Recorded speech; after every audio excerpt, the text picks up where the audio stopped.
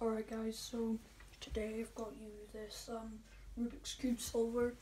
I came up with this idea at school. Don't know why, but it uses 4 motors. As you can see, one there, that moves this main twisting arm backwards and forwards. You need that for every move. Most moves. These ones for turning it, and this one for actually turning the motor, the arm.